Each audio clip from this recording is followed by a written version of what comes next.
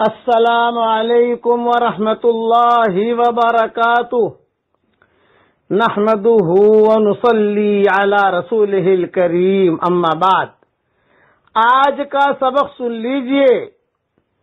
اس سبق کا ٹائٹل ہے 70 قسم کی مصیبتوں اور نقصانات اور فقر و فاقہ سے بچنے کا نبوی نسخہ۔ اب حدیث سنیے، یہ جو دعا پڑھا رہا ہوں اسے یاد کر لینا، اس سے پریشانیاں دور ہوں گی انشاءاللہ، فقر و فاقہ بھی دور ہوگا۔ ترمذی شریف میں حضرت ابو ہریرہ رضی اللہ تعالیٰ عنہ کی ایک روایت امام مکحول نے نقل فرمائی ہے، جن کا سماع حضرت ابو ہریرہ سے نہیں ہے۔ کتاب میں روایت موجود ہے کہ جو شخص حسب ذیل دعا پڑھے گا اس کو 70 قسم کی مصیبتوں اور نقصانات سے حفاظت ہوگی اور اس کی پریشانیاں دور ہوگی، اور ان میں ادنا درجے کی مشکل فقر و فاقہ ہے۔ ان سب چیزوں سے اللہ تعالی اسے نجات دے گا۔ اب دعا پڑھ لیجئے میرے ساتھ۔ لا حول ولا قوت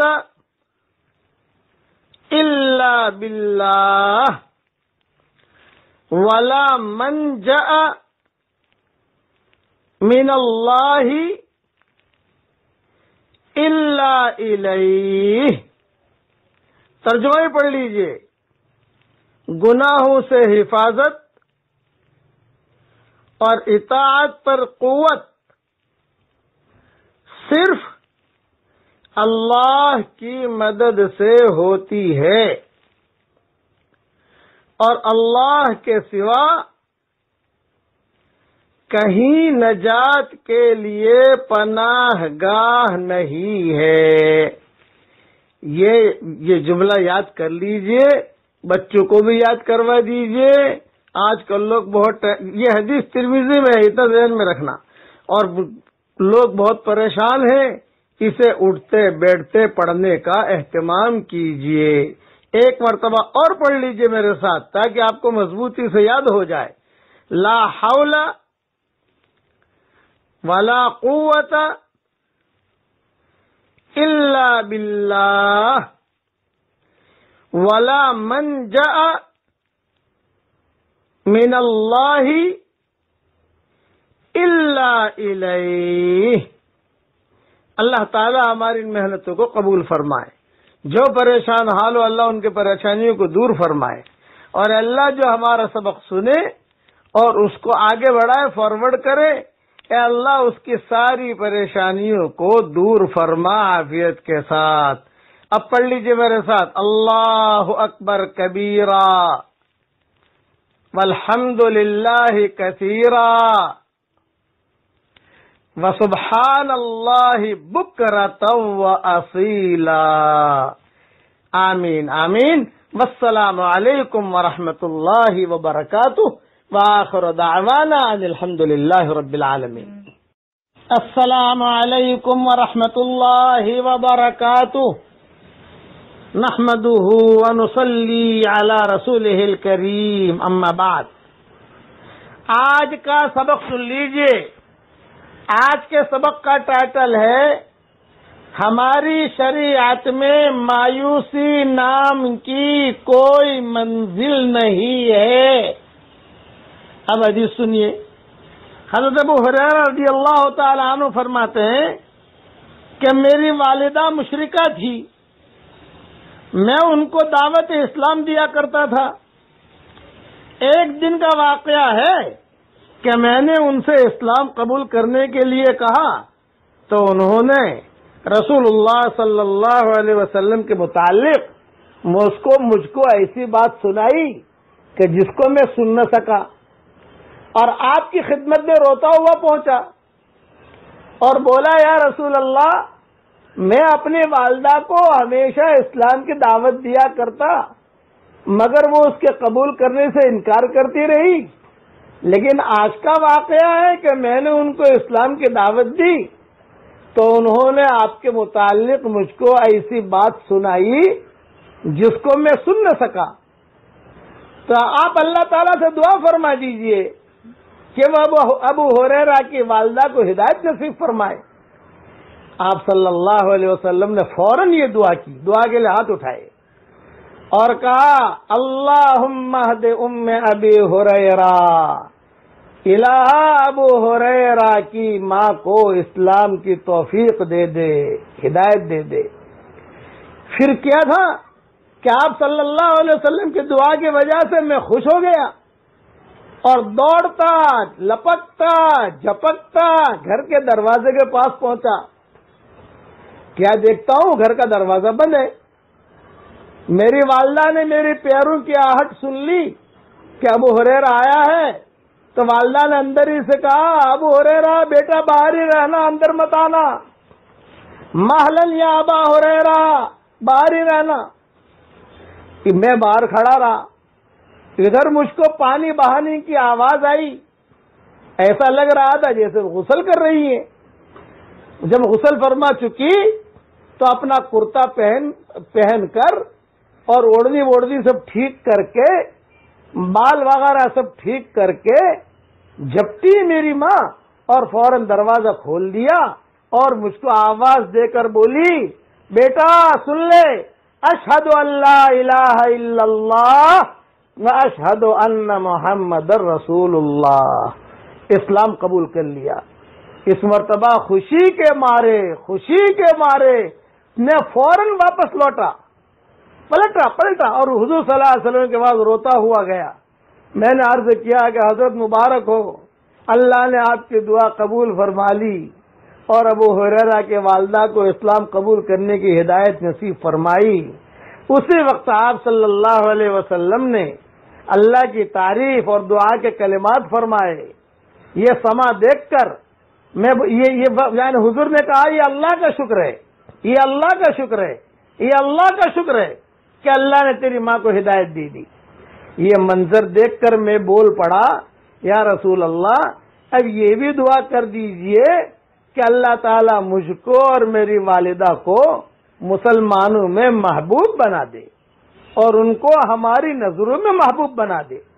آپ صلی اللہ علیہ وسلم نے فروز وقت دعا دی، الہی ابو ہریرہ کو اور اس کی والدہ کو اپنے مومن بندوں کی نظروں میں محبوب بنا دے اور ان دونوں کو ان کی نظروں میں محبوب بنا دے۔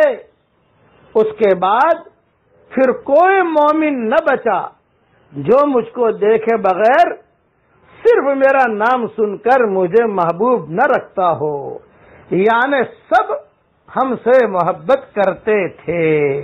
یہ حدیث مسلم شریف میں ہے۔ اسی لیے میں نے کہا مایوس ہونے کی کوئی بات نہیں۔ بیٹا نافرمان ہے مایوس مت ہوئیے، بیوی نافرمان ہے مایوس مت ہوئیے، شوہر نافرمان ہے مایوس مت ہوئیے، پارٹنر خراب ہے مایوس مت ہوئیے، کوئی حالات ہے مایوس مت ہوئیے۔ اللہ تعالیٰ کا دروازہ کھلا ہوا ہے، مانگتے رہیے۔ میں دعا کرتا ہوں کہ اللہ جس کا بیٹا نافرمان ہو، جس کی بیوی نافرمان ہو، شوہر بگڑا ہوا ہو، پارٹنر بگڑا ہوا ہو، پڑوسی بگڑا ہوا ہو، کوئی کسی بیماری میں ہو، اے اللہ ان سب کو تو ہدایت دے۔ خلاصہ کلام یہ کہ میں یہ دعا کرتا ہوں کہ اللہ جو جس پریشانی میں ہو عافیت کے ساتھ اس کو اس پریشانی سے تو نجات دے دے۔ آمین آمین۔ اب میرے ساتھ پڑھ لیجئے، فوراً پڑھیے، اللہ اکبر کبیرا والحمد للہ کثیرا وسبحان اللہ بکرۃ واصیلا۔ دیکھیے میں نے پڑھا، یہ پڑھتے ہی آسمان کے دروازے کھل گئے۔ صحیح حدیث شریف میں کتنی حدیثوں کے حوالے دوں؟ سب میں حدیثوں کے حوالے دے چکا ہوں بھائی، اب زیادہ حدیثوں کے حوالے دینے کی ضرورت نہیں ہے۔ کہ یہ پڑھتے ہی آسمان کے دروازے کھل جاتے ہیں۔ میں دعا کرتا ہوں کہ اللہ جو بھی میرا یہ سبق سن رہے ہیں اسباق، اس پر عمل کر رہے ہیں، آگے پہنچا رہے ہیں، اے اللہ تو ان سب کو اچانک کا خیر دے اور اچانک کے شر سے ان کی حفاظت فرما، اور جو مجھے اپنی دعاؤں میں یاد رکھے ان کی ساری جائز مرادوں کو پوری فرما. آمین آمین. السلام علیکم ورحمۃ اللہ وبرکاتہ. السلام علیکم ورحمۃ اللہ وبرکاتہ.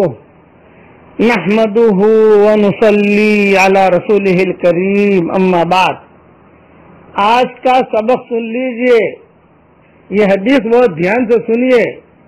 حضرت ابو ہریرہ رضی اللہ تعالی عنہ فرماتے ہیں کہ رسول اللہ صلی اللہ علیہ وسلم نے ارشاد فرمایا، مومن کے مرنے کے بعد جن اعمال کا ثواب اس کو ملتا رہتا ہے اس میں سے ایک تو علم ہے جو کسی کو سکھایا اور پھیلایا ہو، جو آپ یہ واٹس ایپ کے ذریعے پھیلا رہے ہو، یہ مرنے کے بعد اس کا بہت ثواب ملے گا. یہ حدیث پھر سے سنیے.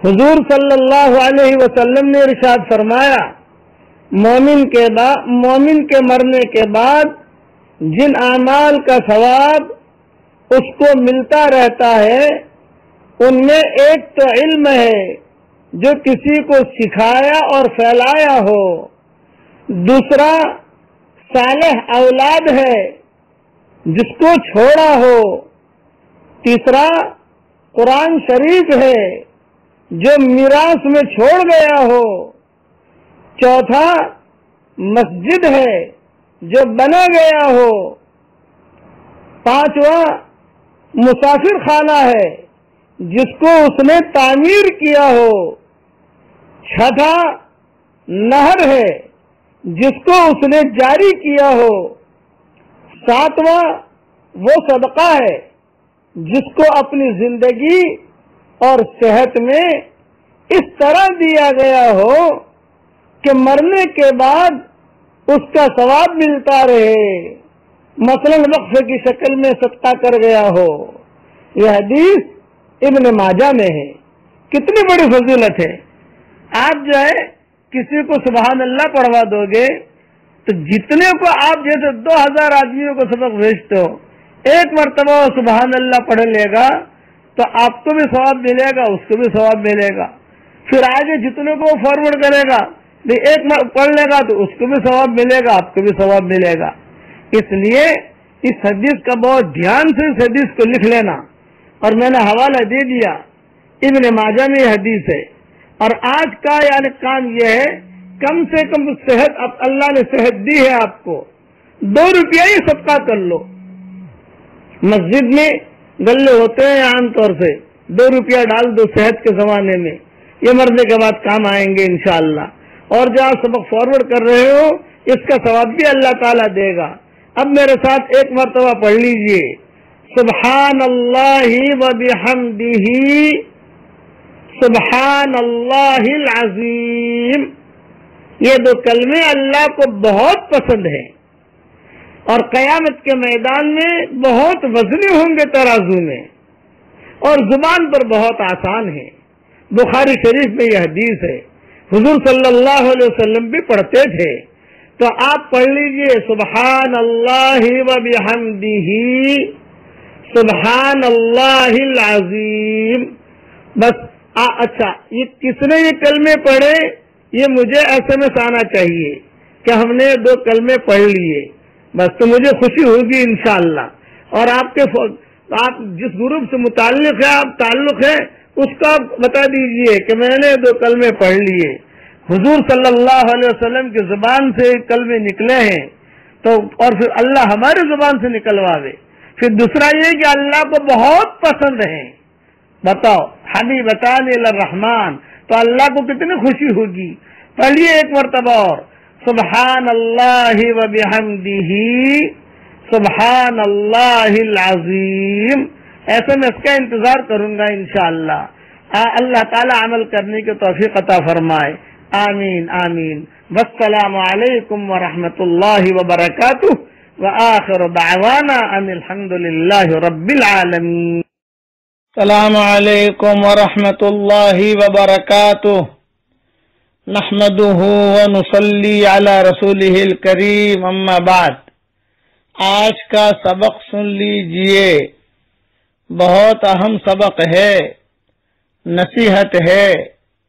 حضور صلی اللہ علیہ وسلم ایک مرتبہ تشریف فرما تھے، سارے صحابہ بیٹھے ہوئے۔ آپ نے فرمایا دیکھو ابھی دروازے سے ایک آدمی آئے گا، وہ جنتی ہے۔ صحابہ نے دروازے کی طرف دیکھا، ایک صحابی آئے جن کا نام سعد ابن ابی وقاص تھا، اپنے جوتے لے کر آئے اور بیٹھ گئے۔ صحابہ سمجھ گئے کہ یہی جنتی ہے آدمی۔ دوسرے دن حضور نے فرمایا دیکھو ابھی ایک آدمی آئے گا، وہ جنتی ہے۔ صحابہ نے پھر دیکھا تو دوسرے دن بھی وہی صحابی آئے، سعد ابن ابی وقاص، یعنی 2 مرتبہ آپ نے کہا۔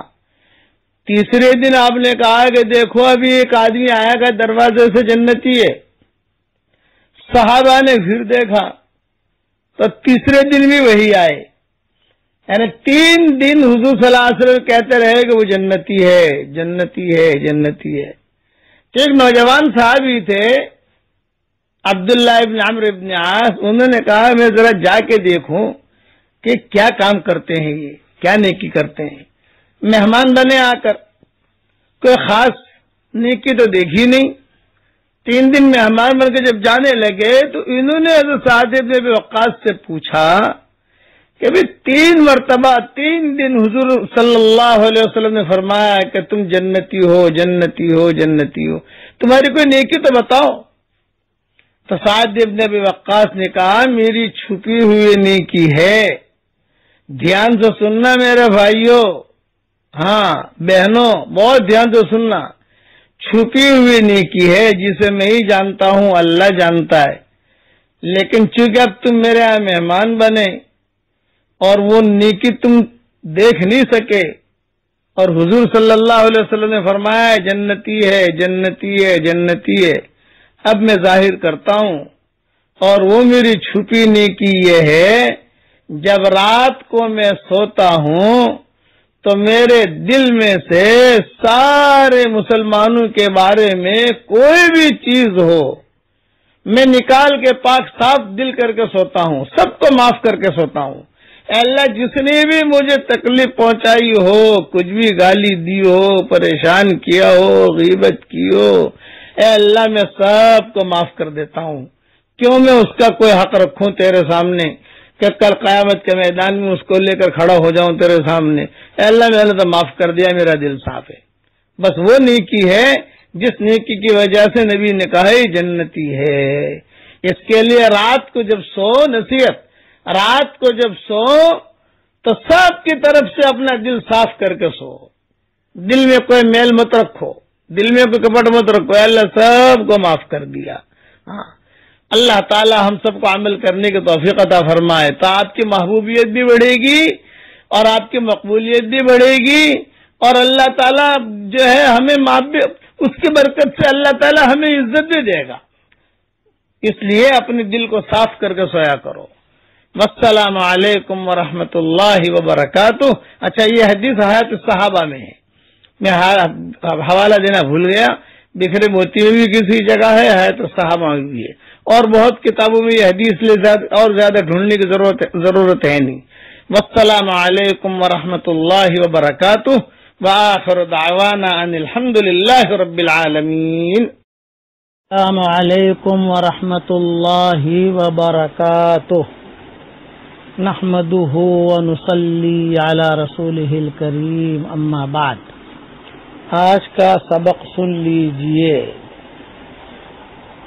ہمیشہ بچے اور بچیوں کی جو رشتہ داریاں کرنی ہو تو دینداری دیکھی جاتی ہے، اور دینداری کے اندر سب سے زیادہ جو دیکھا جاتا ہے وہ اچھے اخلاق دیکھے جاتے ہیں۔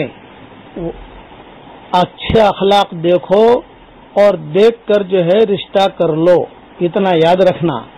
رشتہ داریوں کے اندر اور منگنی میں، شادی بیاہ میں زیادہ دوربین سے دیکھا نہیں جاتا، بہت زیادہ گہرائی میں مت پڑو کہ بہت زیادہ دیندار لڑکی ہے کہ نہیں، بہت زیادہ دیندار لڑکا ہے کہ نہیں، یہ زیادہ اتنا مت دیکھو۔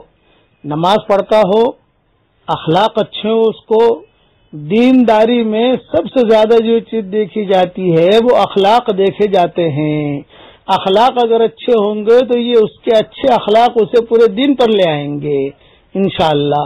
اور اگر بد اخلاق ہوگا تو یہ بد اخلاق اسے بے دینی پہ لے جائے گا. اس کے لیے حضور صلی اللہ علیہ وسلم کے اخلاق بہت اونچے تھے. حدیث شریف میں آتا ہے کہ انس بن مالک فرماتے ہیں کہ میں نے 10 سال حضور صلی اللہ علیہ وسلم کی خدمت کی، کبھی بھی حضور صلی اللہ علیہ وسلم نے مجھے یہ نہیں کہا تو نے یہ کام کیوں کیا اور تو نے یہ کام کیوں نہیں کیا، یہ کبھی نہیں کہا.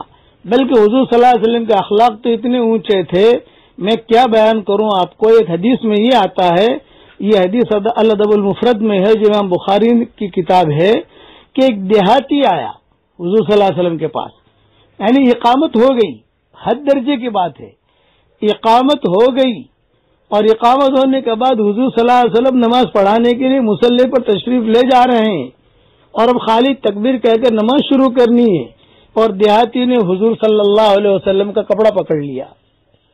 یہ حدیث شریف میں آتا ہے. اور پکڑ کر حضور سے کیا کہہ رہا ہے کہ اجے حضرت سنیے، مجھے آپ سے ایک بات کرنی ہے، میری ایک حاجت ہے، مجھے ابھی یاد آئی، میں بعد میں بھول جاؤں گا. یعنی وہ کہہ رہا ہے کہ میری ایک بات مجھے یاد آئی، میری ایک ضرورت ہے اور ابھی مجھے یاد آئی ہے، بعد میں بھول جاؤں گا. آپ ذرا سن لیجئے. سارے صحابہ دیکھ رہے ہیں، ساری مسجد نبی دیکھ رہی ہے، سارے لوگ دیکھ رہے ہیں، اور یہ دیہاتی کپڑا پکڑ کر کھڑا ہو گیا حضور کے.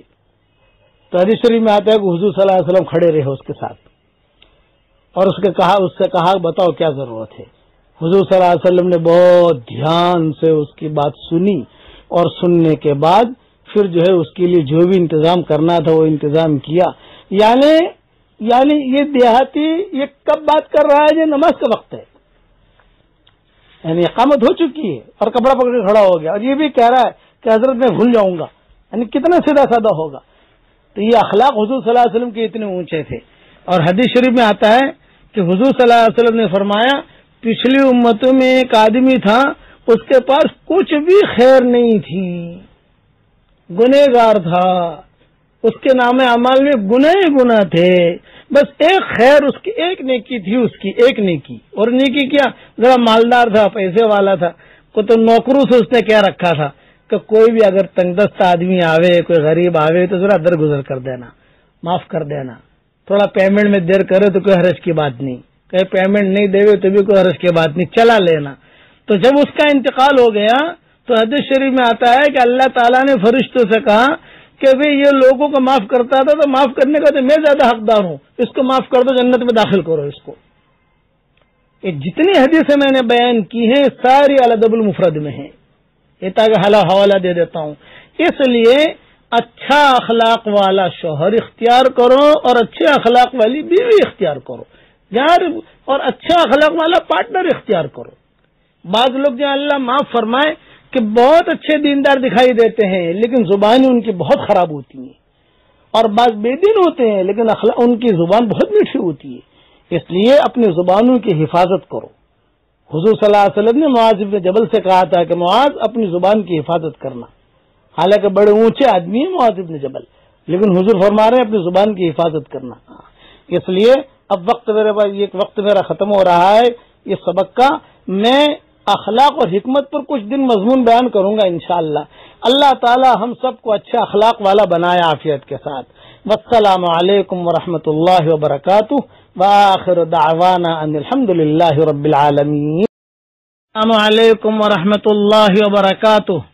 نحمده ونصلی علی رسولہ الکریم، اما بعد. آج کا سبق سن لیجئے، سلسلہ وار اخلاق اور بد اخلاقی کے بارے میں.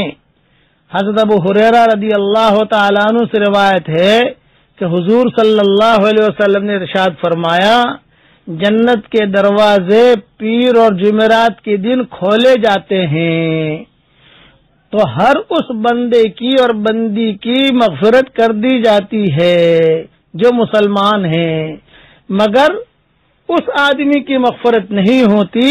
یعنی ہر اس بندے و بندی کی بخشش کر دی جاتی ہے جو اللہ کے ساتھ شرک نہ کرتے ہوں، مگر وہ شخص کہ جو بد اخلاق ہو اور جو آپس میں لڑائی کرانے والا ہو یا آپس میں ان کی دشمنیاں ہوں تو اللہ تعالیٰ کہتے ہیں بھی ان کی بخشش مت کرو، ان کے لیے دروازہ نہیں کھلتا۔ وہ کہتے ہیں کہ نہیں، جب تک یہ آپس مہلت دے دو، آپس میں صلح کر لیں، جب صلح کر لیں گے پھر ان کے لیے دروازہ کھلے گا۔ خلاصہ کلام یہ ہے کہ یعنی بہت حدیثیں ہیں اس سلسلے کی، خلاصہ کلام یہ ہے کہ ان کی معافی اور توبہ کی قبولیت کا فیصلہ بھی نہیں کیا جاتا جب تک کہ یہ بد اخلاقی سے باز نہ آ جائیں۔ اس مضمون کی چند اور حدیثیں بھی ہیں، ان سب سے یہی معلوم ہوتا ہے کہ جس مسلمان کے دل میں دوسرے مسلمان رائے کے لیے کینہ ہوگا، جب تک وہ اس کینے سے اپنے دل اور سینے کو صاف پاک نہ کرے، اس وقت تک وہ اللہ کی رحمت اور مغفرت کا مستحق نہیں ہوگا۔ بتاؤ، اللہ تعالی ہم سب کو اچھے اخلاق والا بنائے۔ اب ادریس بیان کرتے ہیں کہ میں نے ابو الدرداء کو فرماتے ہوئے سنا کہ میں تمہیں ایسی چیز نہ بتاؤں جو تمہارے لیے صدقہ کرنے سے، روزہ رکھنے سے بہتر ہو؟ پھر فرمایا وہ چیز یہ ہے آپس کے بگاڑ کا درست کرنا۔ خبردار، یہ ابو الدرداء کہتے تھے، ابو ادریس کی روایت ہے، خبردار، بلا شبہ آپس کا بغض رکھنا اور بد اخلاقی کرنا یہ مونڈ دینے والی صفت ہے، دین کو ختم کر دیتی ہے۔ یہ چیز یاد رکھنا کہ آپس میں بگاڑ، یعنی حدیث میں فرمایا گیا ہے کہ آپس میں بگاڑ کا درست کرنا نفلی صدقہ کرنا، نفلی روزے رکھنے سے بہتر ہے۔ اتنا یاد رکھنا، یہ جو نفلی صدقے نفلی کرتے ہو اس سے بہتر ہے کہ بگاڑ کو ختم کرو، آپس کی دشمنیاں ختم کرو۔ ہاں، آپس میں بگاڑ پیدا ہونے کا مطلب یہ ہے کہ دو شخصوں میں، دو پارٹیوں کے درمیان سخت لڑائی ہے، رنجش ہے، ہر فریق دوسروں کو اپنا دشمن سمجھتا ہے، پھر اس کے نتیجے میں بڑے بڑے شر اور فتنے پیدا ہوتے ہیں، کبھی تو خون خرابہ اور قتل و غارت تک نوبت پہنچ جاتی ہے، اور عداوت کی جوش میں ہر طرف سے ظلم اور تعدی کو اپنا حق سمجھا جاتا ہے۔ ان حالات میں اگر کوئی مخلص اور بے غرض بندہ ان دونوں فریقوں کے درمیان صلح کرا دے اور آپس کے بگاڑ اور فساد کو ختم کرا دے تو یہ عمل نفلی صدقات کرنے اور نفلی روزے رکھنے سے بہت بہتر ہے۔ کتنی بڑی چیز ہے۔ ہاں، اور دوسری بات یہ ارشاد فرمائی کہ آپس کا بغض مونڈ دینے والی صفت ہے۔ ایک دوسری حدیث میں اس بات کو زیادہ تشریح کے ساتھ بیان فرمایا ہے، جس کو مسند احمد اور ترمذی میں بھی نقل کیا ہے حضرت زبیر رضی اللہ تعالیٰ عنہ سے۔ فرمایا کہ اگلی امتوں کی مہلک بیماریاں جو تھی حسد، بغض، تمہاری طرف چلی آ رہی ہے، یہ بالکل صفایا کر دینے والی اور مونڈ دینے والی ہے۔ پھر اپنا مقصد واضح کرتے ہوئے فرمایا میرے اس کہنے کا مطلب یہ نہیں کہ بالوں کو موڑنے والی ہے، بلکہ یہ مونڈتی ہے اور بالکل صفائی کر دیتی ہے دین کا۔ یاد رکھنا، بد اخلاقی دین کو ختم کر دیتی ہے۔ حضور صلی اللہ علیہ وسلم نے اپنی امت کو اس آنے والی بلا سے خبردار کیا اور بتلایا بغض اور حسد کی جس مہلک بیماری نے اگلی بہت سی امتوں کے دین اور ایمان کو برباد کیا وہ میری امت کی طرف بھی چلی آ رہی ہے، لہذا اللہ کے بندے ہوشیار رہیں، ہاں، اور اس لعنت سے اپنے دلوں اور سینوں کی حفاظت فرمائیں، فکر کریں، اس کے لیے بد اخلاقی سے بچیے اور اچھے اخلاق اپنے اندر پیدا کیجیے۔ یہ ساری حدیثیں میں نے الادب المفرد سے لی ہیں، علماء حضرات وہاں دیکھ لیں۔ اللہ تعالی ہم سب کو اچھے اخلاق پر چلنے کی ہمیں توفیق عطا فرمائے۔ والسلام علیکم ورحمۃ اللہ وبرکاتہ، وآخر دعوانا ان الحمد للہ رب العالمین۔ السلام علیکم ورحمۃ اللہ وبرکاتہ، نحمدہ ونصلی علی رسولہ الکریم، اما بعد۔ آج کا سبق سن لیجئے، اچھے اخلاق اور بد اخلاقی کے بارے میں آپس میں صلح کروائیے۔ حضور صلی اللہ علیہ وسلم نے فرمایا کہ اے میرے امتیوں، خدا سے ڈرو، آپس میں صلح قائم رکھو، کیونکہ قیامت کے روز اللہ پاک بھی مومنین کے درمیان آپس میں صلح کرانے والا ہے۔ یہ حدیث تفسیر ابن کثیر میں ہے، فاتقوا اللہ واصلحوا ذات بینکم کے تحت، تاکہ علماء وہاں دیکھ لیں۔ حضرت انس فرماتے ہیں کہ ایک مرتبہ حضور صلی اللہ علیہ وسلم کو دیکھا کہ آپ مسکرا رہے ہیں، تو حضرت عمر نے پوچھا کہ حضرت آپ آج مسکرا رہے ہیں، کیا بات ہے؟ تو حضور صلی اللہ علیہ وسلم نے فرمایا کہ میرے دو امتی خدا کے سامنے گھٹنے ٹیک کر کھڑے ہو گئے ہیں، ایک خدا سے کہتا ہے کہ یا رب اس نے مجھ پر ظلم کیا ہے، میں بدلہ چاہتا ہوں۔ اللہ پاک اس سے فرماتا ہے کہ بھی اپنے ظلم کا بدلہ ادا کر ظالم سے، تو ظالم جواب دیتا ہے اے اللہ اب میری کوئی نیکی باقی نہ رہی کہ میں ظلم کے بدلے اسے دوں، میں تو کنگال ہو گیا ہوں، کوئی نیکی نہیں۔ تو مظلوم فوراً کہتا ہے، جس پر ظلم کیا تھا نا، کہتا ہے اے اللہ پاک میرے گناہوں کا بوجھ ڈال دے اس پر۔ یہ کہتے ہوئے حضور صلی اللہ علیہ وسلم کی آنکھوں میں آنسو آ گئے اور فرمانے لگے وہ بڑا ہی سخت دن ہوگا، بہت سخت دن ہوگا قیامت کا۔ لوگ اس بات کے ضرورت مند ہوں گے کہ اپنے گناہوں کا بوجھ کسی اور کے سر دھر دیں۔ اب اللہ پاک مظلوم سے کہے گا کہ نظر اٹھا کر جنت کی طرف دیکھ، وہ سر اٹھائے گا، جنت کی طرف دیکھے گا، عرض کرے گا یا رب اس میں تو چاندی اور سونے کے محل ہیں، موتیوں کے بنے ہوئے ہیں، یا رب یہ محل کس نبی کا یا کس صدیق کا یا شہید کا؟ اللہ تعالیٰ فرمائیں گے جو اس کی قیمت ادا کرے اس کو دے دوں گا بھائی۔ تو مظلوم کہے گا اللہ پاک اس کی قیمت تو کون ادا کر سکتا ہے؟ اللہ فرمائے گا کہ تو اس کی قیمت ادا کر سکتا ہے۔ وہ عرض کرے گا کہ اللہ پاک میں کیسے قیمت ادا کر سکتا ہوں؟ اللہ فرمائے گا وہ اس طرح کہ تو اپنے بھائی کو معاف کر دے، وہ ظالم کو معاف کر دے۔ تو فوراً کہے گا یا رب میں نے معاف کر دیا، میں نے معاف کر دیا۔ اللہ پاک فرمائے گا جاؤ اب تم دونوں ایک دوسرے سے مصافحہ کرو اور جنت میں داخل ہو جاؤ، دونوں ایک دوسرے کا ہاتھ تھامو، جنت میں داخل ہو جاؤ۔ اس کے بعد حضور صلی اللہ علیہ وسلم نے یہ حدیث بیان کی، خدا سے ڈرو، آپس میں صلح قائم رکھو، کیونکہ قیامت کے روز اللہ پاک بھی مومنین کے درمیان آپس میں صلح کرانے والا ہے۔ بڑی زبردست حدیث ہے، یاد رکھنا۔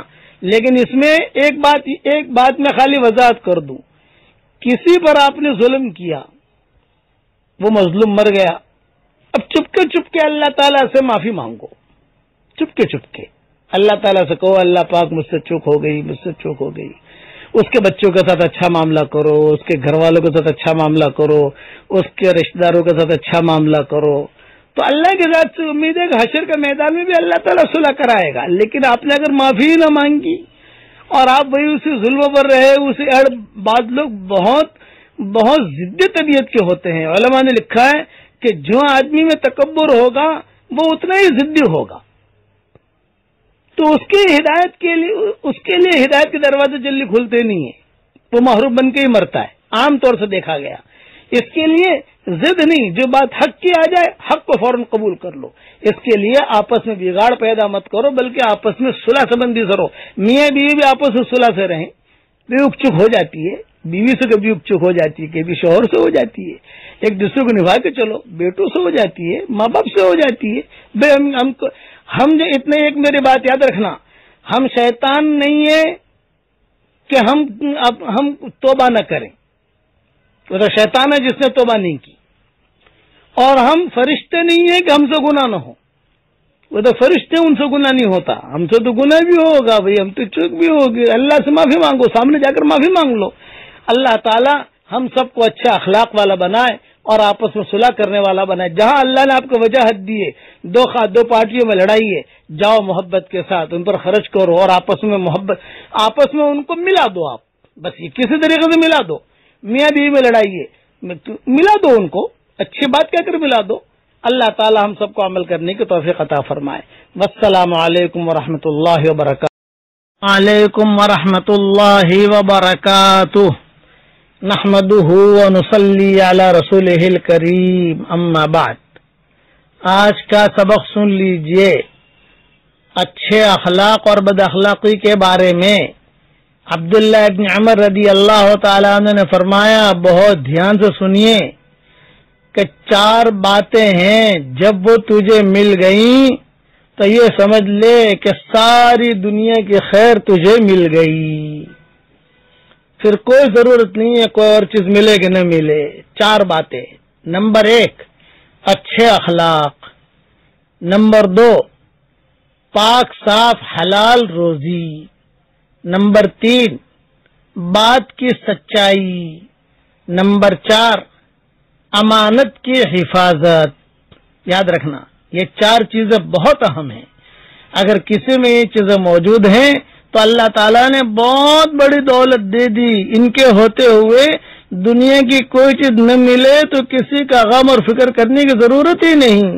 اس میں جو بہت اہم چیز کی طرف میں توجہ دلانا چاہتا ہوں، اچھے اخلاق کے بارے میں تو میں نے بات کر لی، لیکن حلال روزی، جیسا لقمہ پیٹ میں جائے گا ویسے ہی نتیجے نکلیں گے۔ کئی لوگ کہتے ہیں کہ مولوی صاحب نماز میں دھیان نہیں لگتا، مولوی صاحب قرآن پڑھنے کی طرف طبیعت نہیں چلتی، مولوی صاحب جماعت میں نکلنے کی مجھے طبیعت نہیں چلتی، مولوی صاحب ذکر کرنے کی توفیق نہیں ہوتی۔ کئی لوگوں کو پوچھتا ہوں کہ تم صبح شام مومن کا ہتھیار پڑھتے ہو؟ یہ کہا نا مولوی صاحب بس ایک دعا پڑھتا ہوں، مجھے مزہ ہی نہیں آتا مولانا، میں قرآن کھول کے بیٹھتا ہوں تو ایک صفحہ پڑھا اور فوراً بدل اٹھتا جاتا ہے۔ وجہ کیا ہے؟ روزی حرام ہے جو پیٹ میں جا رہی ہے۔ اگر حرام روزی پیٹ میں گئی تو گناہ کے جذبات ابھریں گے۔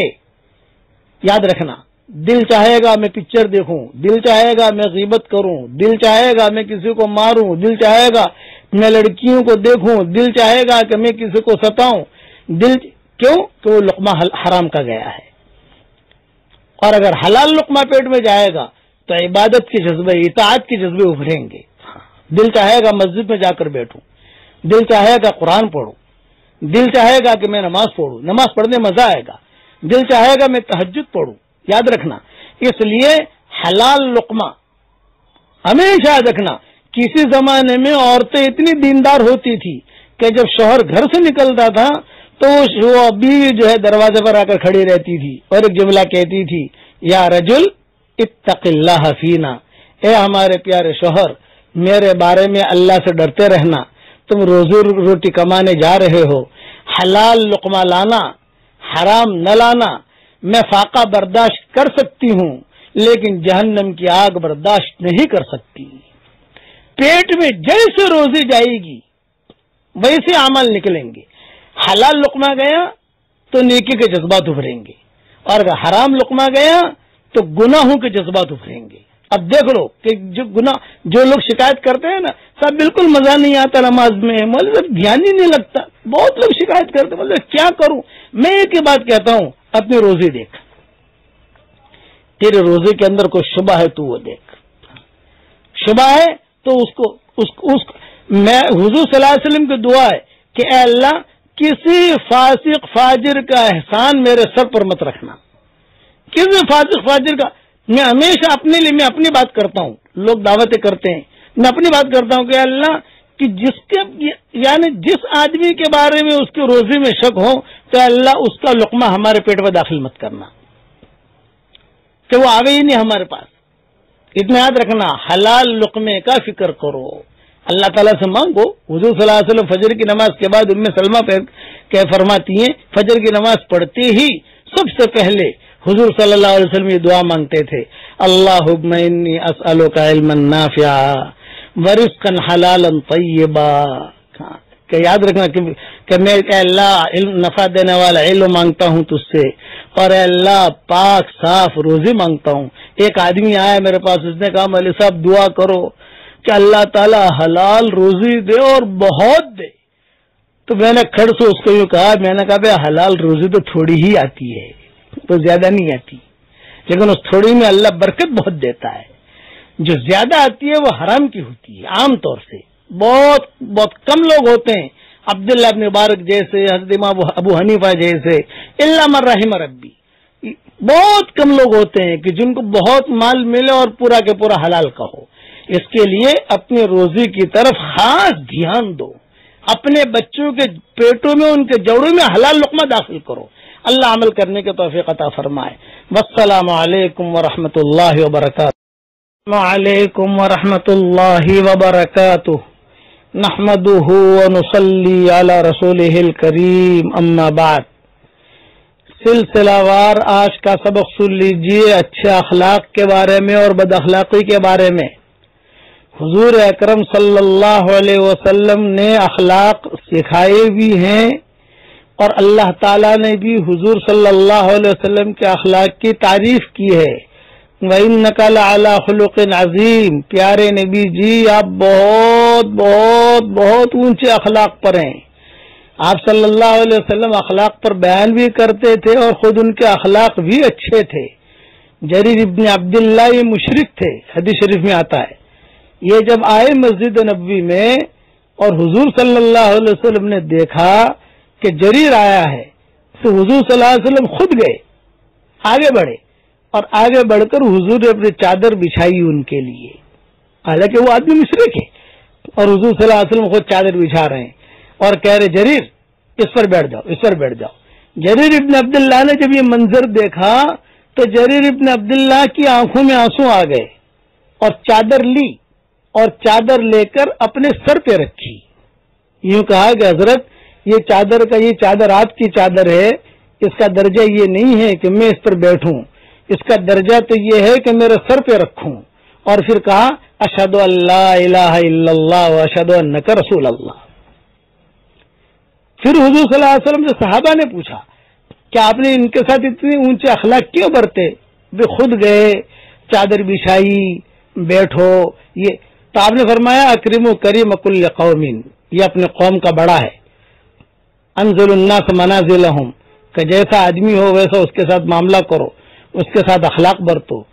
تو حضور صلی اللہ علیہ وسلم اخلاق برتتے تھے. یاد رکھنا آج کے ہمارے زمانے میں یہ بیچارے شرابی کبابی لوگ ہوتے ہیں، ہم ان کے ساتھ بہت بد اخلاقی کی بات کرتے ہیں کہ یہ آدمی شرابی ہے، یہ آدمی کبابی ہے. نہ، آپ ان کو اپنے سینے سے لگاؤ. کوئی شرابی ہے بیچارہ، اس کی شراب کی عادت پڑ گئی ہے، ٹھیک ہے، آپ اس کو سینے سے ایک مرتبہ لگاؤ گے، 2 مرتبہ لگاؤ گے اور کہو گے کہ بھائی اللہ کے بندے یہ کب تک، تو وہ تم جب سینے سے لگاؤ گے تو میں قسم کھا کے کہتا ہوں کہ تیسری چوتھی مرتبہ جب سینے سے لگاؤ گے تو ہچکیاں مر کر رہے گا تمہارے سامنے کہ میں اتنا گنہگار آدمی ہوں اور یہ مجھے سینے سے لگا رہا ہے. یاد رکھنا کوئی سیٹھ آدمی ہو جو آپ کو پیسہ دے یا کوئی جس سے تعلق ہے اسے تو سینے سے لگاتے ہو، لیکن کبھی ہم گنہگار کو سینے سے نہیں لگاتے ہیں. گنہگار کو بھی سینے سے لگاؤ اور یہ کہو کوئی بات نہیں. اسی لیے کہا علماء نے کہ گناہ کی برائی تو ہمارے دل میں ہوگی، لیکن گنہگار جو ہمارا بھائی ہے بھائی ہم قدر کریں گے اس کو جو ہے لانے کی کوشش کریں گے، محبت کے ساتھ سمجھائیں گے.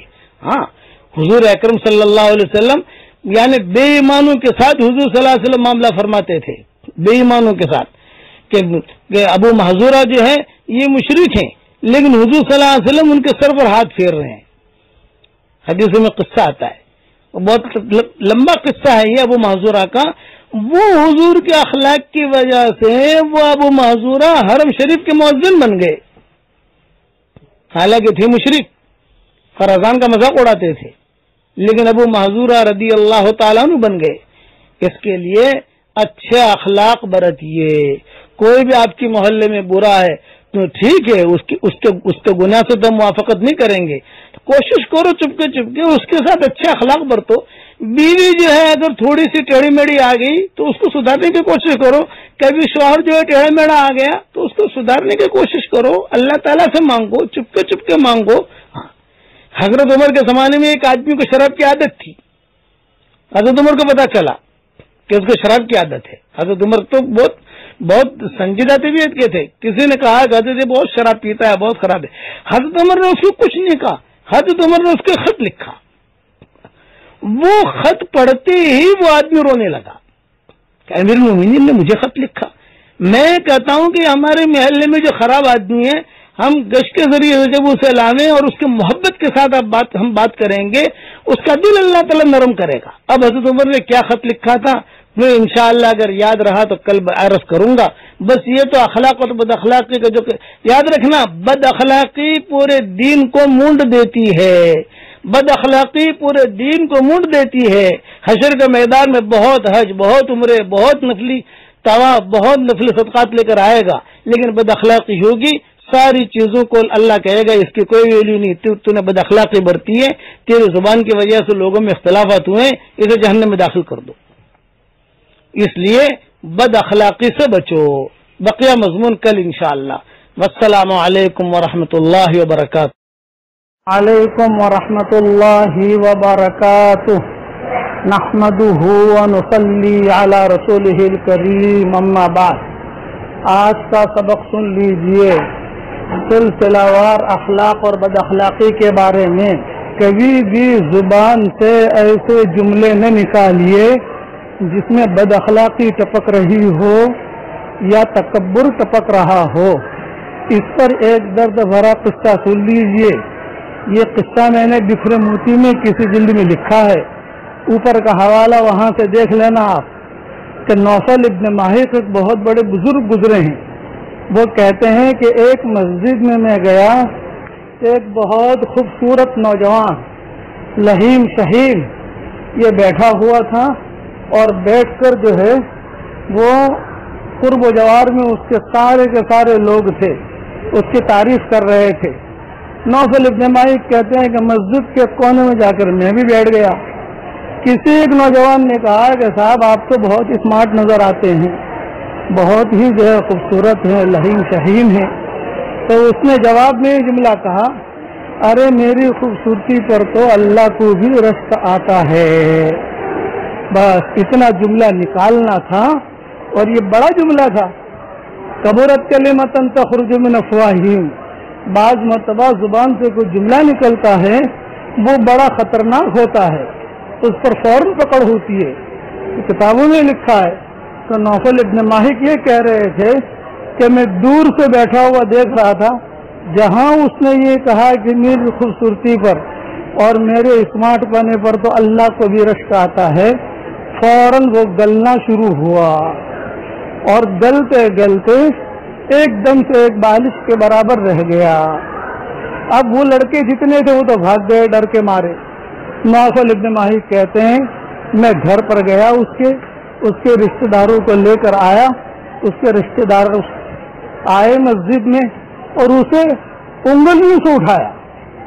جو آدمی 10 آدمی اسے اٹھا نہیں سکتے تھے، انگلیوں سے اٹھا کر اپنی آستین میں چھپا کر گھر پر لے گئے، اور 3 دن کے بعد اس کا انتقال ہو گیا۔ تو نوفل ابن ماہک کہا کرتے تھے کہ کبھی بھی زبان سے بد اخلاقی کے جملے مت نکالو، کبھی بھی جو ہے تکبر کے جملے مت نکالو۔